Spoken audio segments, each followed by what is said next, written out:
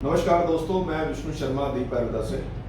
मेरे साथ आज हमारी डॉक्टर्स की टीम है और हम चर्चा करेंगे इस जो रिस्पायरेटरी रिलेटेड जो डिसऑर्डर हैं, जो इश्यूज रहते हैं और आजकल जो इस कोविड के दौरान भी सबसे ज़्यादा जो इम्पैक्ट है वो स्वास्थ्य तंत्र के ऊपर है। तो मैं सबसे पहले डॉक्टर बलदीप से चर्चा करूँगा कि ये स्वास्थ्य तंत्र होता क्या है और ये किस तरीके से काम करता है हमारी बॉडी में। नमस्कार। श्वास तंत्र की बात कर रहे हैं तो श्वास तंत्र यानी कि रेस्पिरेटरी सिस्टम अगर हम देख रहे हैं कोरोना के दौरान या कोविड से रिलेटेड जो भी पेशेंट्स आ रहे हैं, मोस्टली ये वायरस जो है वो इन्फेक्ट कर रहा है हमारे रेस्पिरेटरी सिस्टम को, यानी कि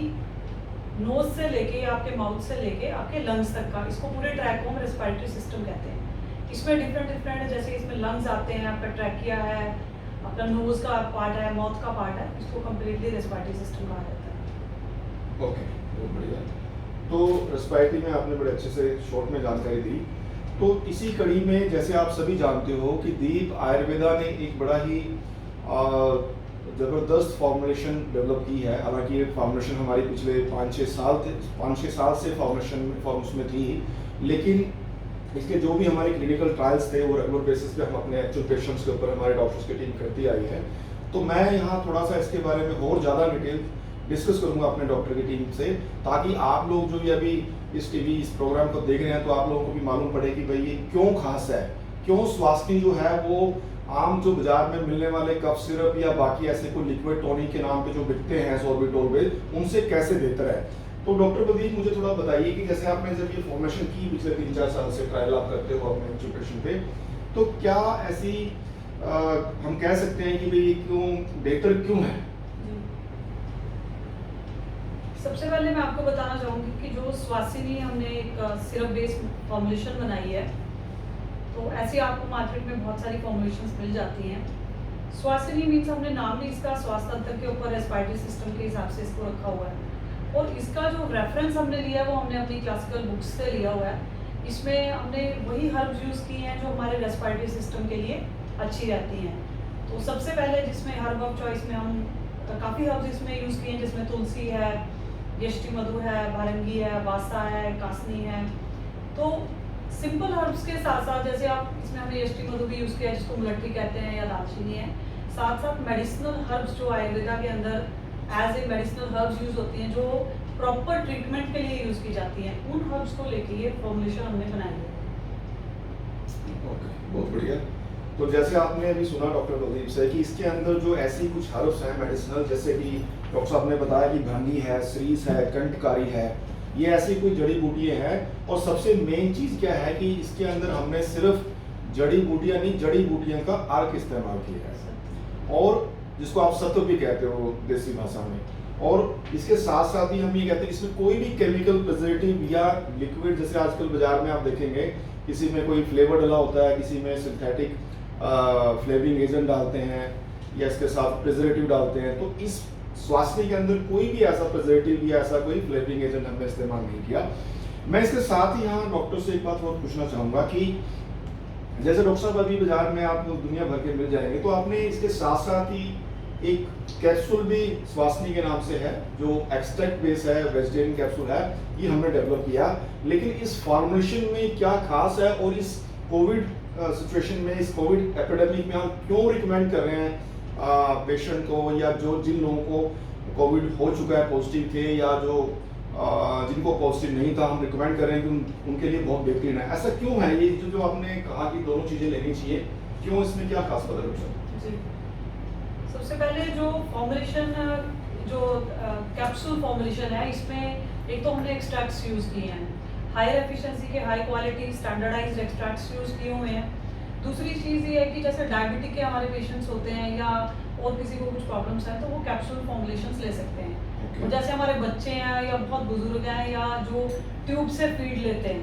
तो उनको आप सिरप दे सकते हो। कैप्सूल में ये है कि आपको इसमें डोसेज का जो है बहुत अच्छे से ध्यान रखा हुआ है। कैप्सूल के अंदर हमने 500 mg कैप्सूल की जो इसमें क्वांटिटी है वो डाली हुई है, और इसमें भी मेडिसिनल हर्ब्स जो मोस्ट ऑफ द हर्ब्स आपके स्वासिनी सिरप के अंदर है वही कैप्सूल्स के अंदर भी हैं, एंड पूरी क्वांटिटी के साथ इसको बनाया गया है। और थोड़ा सा मैं आपको ये भी बताऊंगी, जो सिरप है हमारा, हमने सिर्फ डायबिटिक के लिए नो शुगर कह के या ये शुगर फ्री कह के इसमें कोई भी केमिकल नहीं डाला हुआ, ये शुगर से ही बना हुआ है, अच्छी क्वालिटी की शुगर लेके उसको बनाया गया है, जिसका आयुर्वेद में मेंशन भी है। और इसमें सारी हर्ब्स को प्रॉपर प्रोसेस करके और वैसे ही बनाया जाता है जैसे हमारे टेक्स्ट के अंदर इसको मेंशन किया गया है। दूसरी चीज़ ये है कि इसमें भी हमने क्वांटिटी का जो जितनी क्वांटिटी चाहिए एक डोसेज ह्यूमन बॉडी के लिए, अडल्ट के लिए या बच्चों के लिए, वो पूरा ध्यान रखा है, उतनी क्वांटिटी बनाई है। सबसे अच्छी बात है कि हमने इसमें कोई भी फ्लेवरिंग एजेंट, जो मैक्सिमम लोग क्या करते हैं फ्लेवर एनहांस करने के लिए केमिकल्स यूज़ करते हैं या काफ़ी हाई ग्रेड के प्रिजर्वेटिव्स यूज़ करते हैं, वो हमने कोई फ्लेवर इनहेंसर्स केमिकल प्रिजर्वेटिव इसमें यूज़ नहीं किया हुआ। तो बहुत ही अच्छी फॉर्मुलेशन है जिसमें बहुत मतलब आप मिनिमम ही कह लो कि हमने इसमें कोई भी केमिकल का इस्तेमाल इसमें नहीं है। तो इसीलिए ये आपके बिल्कुल ही छोटे बच्चे जो न्यूनेट्स या पैदा होते बच्चे हैं या बड़े बच्चे हैं या बड़े बुजुर्ग हैं या मल्टी फंक्शन प्रॉब्लम्स जिनको हैं, कोमॉर्बिडिटीज़ हैं, वो भी इसको ले सकते हैं। तो इसमें कोई भी इशू नहीं है। जो कैप्सूल लेना चाहता है, जैसे एडल्ट्स हैं तो वो कैप्सूल ले सकते हैं, और जो बच्चे हैं आप उनको सिरप ले सकते हैं। ओके, सो काफ़ी अच्छी जानकारी और काफ़ी डिटेल डॉक्टर साहब ने बताया कि भाई क्यों ये कैसे बेहतर है। अच्छा, इसके साथ साथ मैं डॉक्टर कुलदीप, मेरे माइंड में क्वेश्चन हो रहा है, हालांकि प्रोडक्ट जब डेवलप होता है तो मैं हर उस पैरामीटर में हर एक जगह पे इन्वॉल्व हूँ, प्रोक्योरमेंट से लेके प्रोडक्ट डेवलपमेंट तक, पेटेंट तक, क्लिनिकल ट्रायल्स तक। बट फिर भी जैसे आप अपने एक्चुअल पेशेंट पे जब ट्रायल करते हैं, जो एक्चुअल पेशेंट पे आप देते हो, तो कैसे आपने किस तरीके से, जब ये फॉर्मेशन 4-5 साल पहले हमने डेवलप करनी शुरू करी थी, तो कैसे आपने किस तरीके से जब पेशेंट को आपने देखे तो आपने किस तरीके से रिजल्ट मेजर किए, या किस तरीके से आपने वो डेटा मेंटेन किया, या कैसे वो क्या पैरामीटर्स हैं जिसके बेस पे हम कह सकते हैं कि भाई ये जैसे on the basis of this हम आज मार्केट में, मैं खुद बोलता हूँ अपने डिस्ट्रीब्यूटर को, डीलर को, पेशेंट को कि भाई अगर रिजल्ट ना आए तो आप इसको खुला पैकेट वापस कर सकते हो। हालांकि हम मेडिसिन में या मेडिकल बैग्स में किसी भी चीज़ की गारंटी नहीं दे सकते, बट हम यहाँ पे फिर भी अपनी क्वालिटी एश्योरेंस के लिए भरोसा देते हैं। तो ऐसा क्या वो पैरामीटर्स हैं, किस तरीके के आप क्लिनिकल जो करते हैं अपने एक्चुअल पेशेंट पे, थोड़ा उसके बारे में बताइए। जैसे सर ने आपको बताया कि ये प्रोडक्ट जो है हम काफ़ी देर से अपने क्लिनिक्स पे पेशेंट्स को दे रहे हैं, तो ऐसा नहीं है कि हम बाकी पैथिस की तरह हम रैंडमाइज ट्राइल्स करते हैं कि कोई भी हम बना लेते हैं केमिकल और उसको पेशेंट्स के ऊपर देना शुरू कर देते हैं। सबसे पहले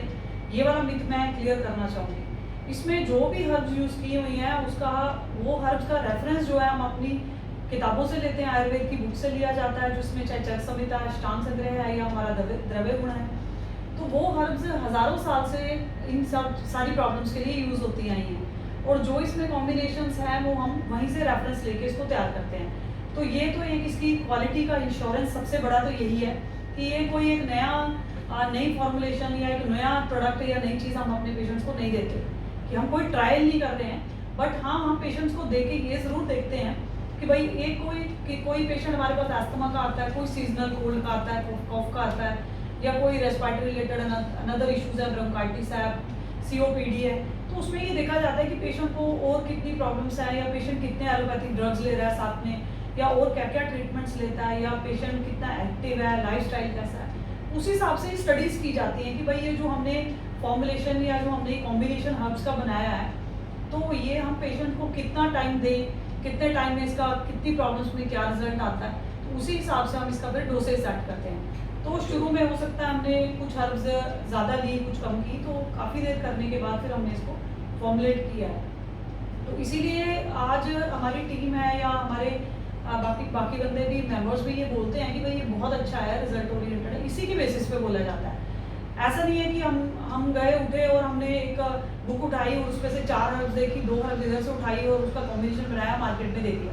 हमको पता ही नहीं है कि भाई ये काम भी करती है, कैसे करती है, कितना टाइम में करती है, किस प्रॉब्लम्स के लिए करती है। तो ये सारी चीज़ें देखना बहुत इंपॉर्टेंट है, तभी आप किसी चीज़ के लिए एश्योरेंस दे सकते हो।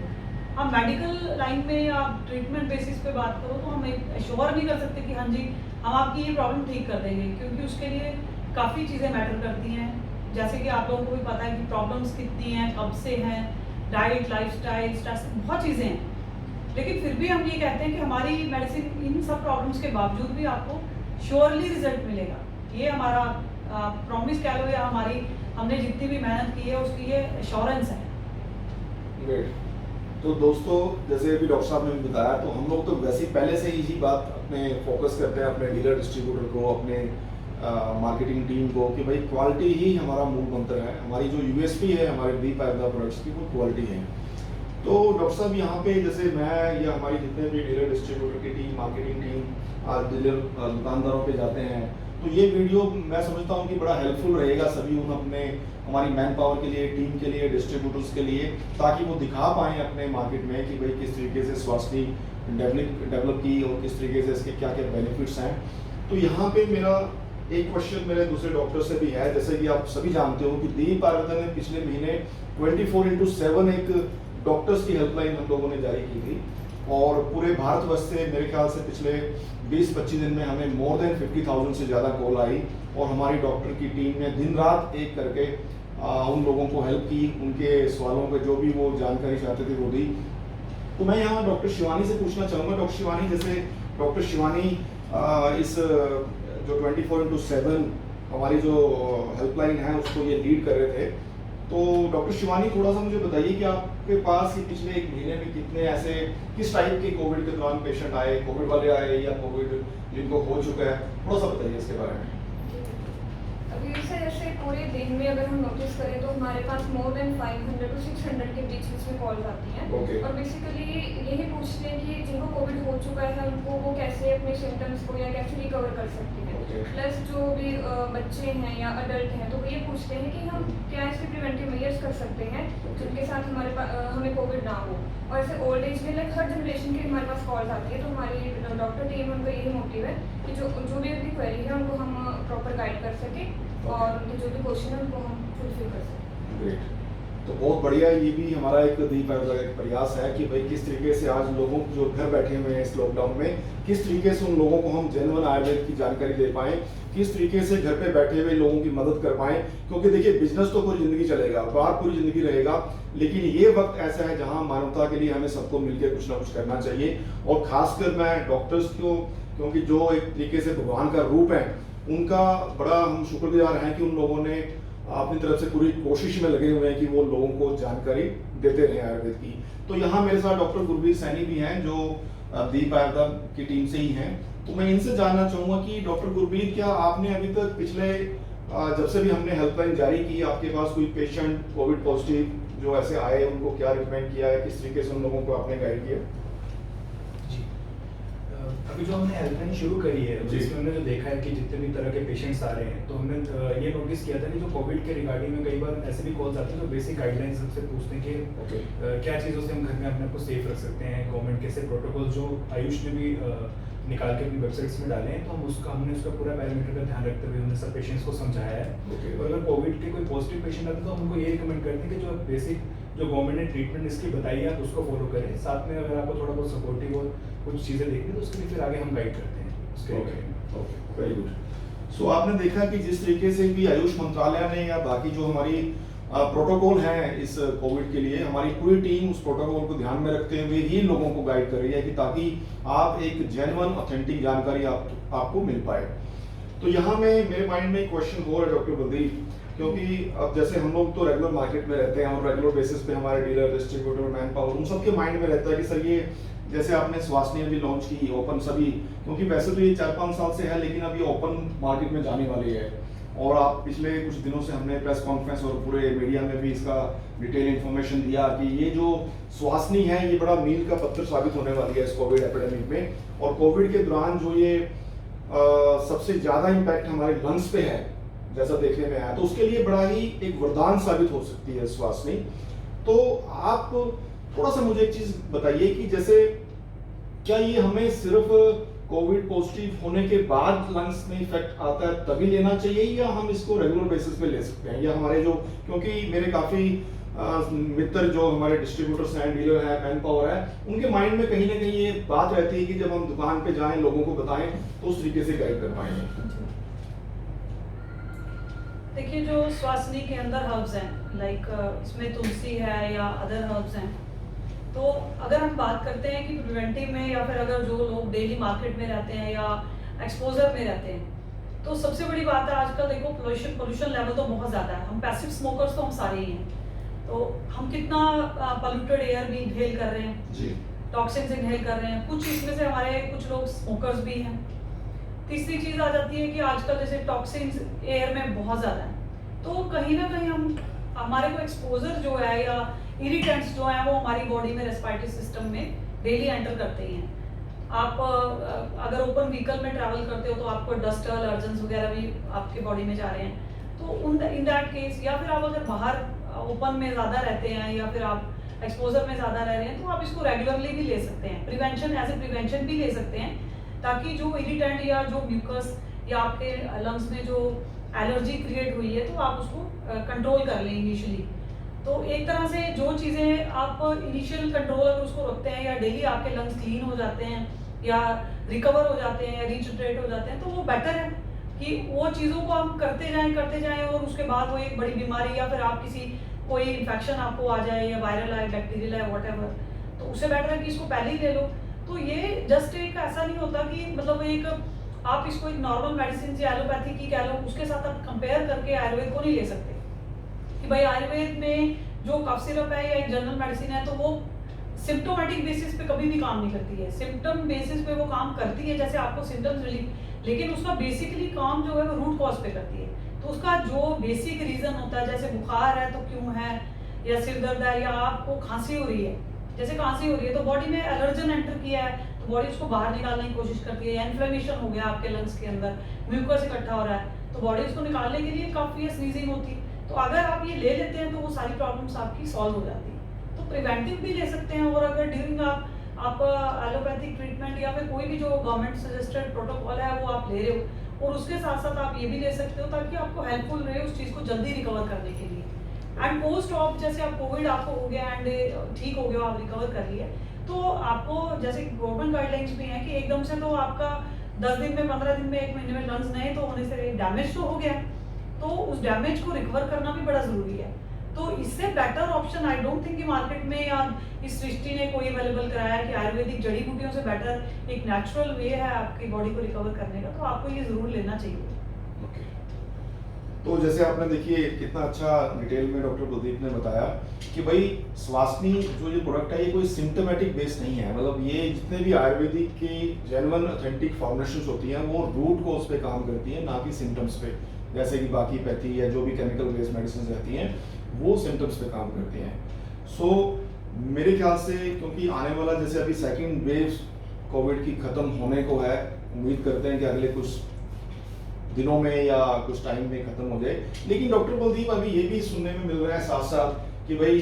सेकंड वेव अभी ख़त्म हुई नहीं, थर्ड वेव की भी बातें शुरू हो चुकी हैं कि भाई अब ये बच्चों पे करेगा इम्पैक्ट है। पहले सबसे पहले आया तो बुजुर्गों की बात आई, सेकंड वेव फिर वो यंग्स पे हुआ, अब थर्ड वेव। कहीं ऐसा नहीं लग रहा जैसे पूरा का पूरा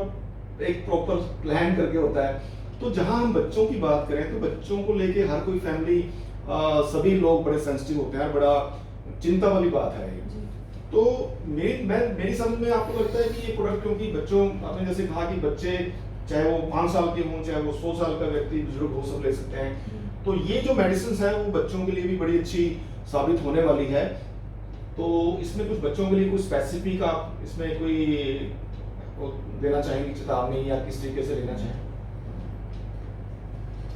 देखिए विष्णु जी ने यहाँ पे जो भी बातें पूछी, इसमें जो मेरे एज ए डॉक्टर समझ में आया, इसमें 3 चीज़ें उन्होंने मेरे से पूछी। पहली चीज़ तो उन्होंने पूछी कि ये जो वेव्स आ रही हैं, यानी पहले वेव में बुजुर्ग इन्फेक्टेड हुए, सेकेंड वेव में आपके यंग लोग हैं और थर्ड वेव में बच्चे हैं, तो ये जो प्रेडिक्शंस हमारे साइंटिस्ट कर रहे हैं या रिसर्चर्स कर रहे हैं या वायरोलॉजिस्ट कर रहे हैं, वो कर रहे हैं बेसिस ऑफ वायरस के बेसिस पे ये प्रेडिक्शंस होती हैं। क्योंकि जब भी कोई वायरस तो वैसे कोरोना का वायरस या वेरिएंट है, म्यूटेट होकर दूसरा बना है, तो ये तो आपकी सृष्टि में, आपके नेचर में पहले से ही है, तो इसमें कोई दूसरी चीज़ नहीं है। सेकंड थिंग क्या है कि जब वायरस ने पहली बार हमको इन्फेक्ट किया तो सबसे पहले वायरस उसको इन्फेक्ट करेगा जो सबसे वीक होगा। सबसे वीक कम्युनिटी वाले को ही वायरस इन्फेक्ट करता है। कोई भी आपका इन्फेक्शन है, जो वीक होगा उसी वही इन्फेक्टेड होएगा। हर एक तो नहीं होता, कभी इन्फेक्शन किसी को भी होता है। एक रूम में 10 लोग बैठे हैं तो एक इन्फेक्ट हो गया, इसका मतलब उसका इम्यूनिटी वीक था। तो सबसे पहले जो वेव आई उसमें हमारे जो बुजुर्ग थे या कोमॉर्बिडिटीज वाले लोग थे तो वो इन्फेक्ट हो गए। ये बात हमको समझ में आ गई। चलो सेकंड थिंग क्या हुआ इस बार, हमारे सेकंड बार जब वायरस म्यूटेट हुआ तो उसने अपने आप को इस तरह से चेंज किया, इस तरह से स्ट्रॉन्ग बनाया कि उसने जो यंग एज के लोग थे, यानी कि जिनकी इम्यूनिटी मिडिल लेवल की होती है, मतलब आप हायर लेवल नहीं बोल सकते, मिडिल लेवल की इम्यूनिटी या अच्छी इम्यूनिटी होती है, उसका म्यूटेशन इस हिसाब से था कि उसने उन लोगों को इन्फेक्ट करना शुरू कर दिया। तो इन 2 वेव्स को देखते हुए ही साइंटिस्ट ने ये प्रेडिक्शंस की हैं, या उनका डाटा जो रिसर्च है कि अब जो थर्ड वेव होगी, क्योंकि बच्चों की इम्यूनिटी हम लोगों से, क्योंकि फर्स्ट वेव में बच्चे बिल्कुल भी इन्फेक्टेड नहीं हुए, सेकंड वेव में कुछ % बच्चे भी इन्फेक्ट हुए हैं, तो थर्ड वेव में दे आर प्रेडिक्टिंग कि वायरस अपने आप को इस तरह से म्यूटेट करेगा, क्योंकि अब वैक्सीनेशन भी हुई है या कुछ और भी मेजर्स लोगों ने लिए हैं, तो अब थर्ड वेव में ये प्रेडिक्शन की जा रही है कि अब ये अपने आप को म्यूटेट करके हो सकता है कि बच्चों को इन्फेक्ट करे। तो इसीलिए ये थोड़ा सा मिथ क्लियर करना बड़ा इंपॉर्टेंट था कि क्यों ऐसी प्रेडिक्शंस की जा रही है। तो इसीलिए अब हम ये सोच रहे हैं कि बच्चों को करें। तो आप इसके लिए जो हमने प्रोडक्ट स्वासिनी बनाया है, तो जैसे आपने देखा कि बच्चे जो होते हैं, अगर हम 5 साल से छोटे बच्चों की बात करें, तो 5 साल से जो छोटे बच्चे आयुर्वेद के अकॉर्डिंग हम बात करते हैं, तो वो कफ प्रधान होते हैं, उनका जो बॉडी है या उनका दोष है वो कफ प्रधान होते हैं। तो ये जो रोग है कफवात प्रधान है आयुर्वेद की तरफ नजरिए से। तो हम 5 साल से छोटे बच्चों को जनरली भी आपने देखा होगा कि 5 साल से छोटे बच्चों को कफ, कोल्ड, ये सारी सीजनल प्रॉब्लम्स होती हैं। तो अगर आप प्रिवेंटिव मेजर के तौर पे इसको ½ स्पून या 1 स्पून एज के अकॉर्डिंग आप देना शुरू करते हैं, तो उनके ऊपर इफेक्ट बहुत कम होगा। प्लस ये होगा कि उनका रिस्पायरेटरी सिस्टम इतना क्लियर और पहले ही टॉक्सिन से कम रहित रहेगा और हेल्दी रहेगा कि उसके ऊपर इन्फेक्शन का असर बहुत कम होगा। तो एक तरह से जैसे हमारे साइंटिस्ट या डॉक्टर्स भी कह रहे हैं, या मल्टीविटामिन सजेस्ट कर रहे हैं, कुछ भी कर रहे हैं, तो this is also very good thing जो आप बच्चों को दे सकते हो, उनकी प्रेजेंट कंडीशंस को लेके भी और उनको प्रिपेयर करने को लेके भी, ताकि वो अगर कहीं इन्फेक्शन होता भी है तो वो उसको जल्दी रिकवर कर लें विदाउट एनी पोस्ट कॉम्प्लिकेशंस या प्रेजेंट कॉम्प्लिकेशंस, या कोई बड़ी ऐसी चीज़ ना हो जाए जिससे बच्चे की जान को खतरा हो। तो देखा आपने कि कितने अच्छे से डॉक्टर कुलदीप ने एक्सप्लेन किया। मेरे तो माइंड में था कि भाई कहीं ना कहीं ये पूरा क्या प्रोपेगेंडा तो नहीं है कि भाई पहले बुजुर्ग, फिर ये यंग एज, फिर बच्चों पे आ गई। तो ये एक टेक्निकल रीज़न है इसके पीछे भी। और जैसे डॉक्टर कुलदीप ने कहा कि स्वास्थ्य एक ऐसा प्रोडक्ट और ऐसा वरदान साबित हो सकता है हमारे बच्चों के लिए भी, उनकी इम्यूनिटी सिस्टम को एनहांस करने के लिए, रेस्पिरेटरी ट्रैक को उनकी, क्योंकि बच्चों में आजकल ज़्यादा एकदम से सीजनल एलर्जी का या इस तरीके के वायरस का इफेक्ट हो सकता है। तो बड़ी अच्छी डिस्कशन रही। मैं धन्यवाद करूँगा अपने डॉक्टर्स की पूरी टीम का कि जिन्होंने ऐसा प्रोडक्ट डेवलप किया हमारे लिए और हमारी टीम के लिए, हमारे पूरे इवन आज जो हालात हैं मार्केट में उसको निजात दिलाने के लिए। और भगवान करे कि ये जो मुसीबत है, महामारी है, बड़ी जल्दी ख़त्म हो हिंदुस्तान से, पूरे वर्ल्ड से। और एज अ मेडिकल बैकग्राउंड और जो भी एज अ संस्था आयुर्वेद की तरफ से हम जो भी कुछ कर पाएंगे, हम हमेशा उसके लिए रेडी रहेंगे करने के लिए। धन्यवाद।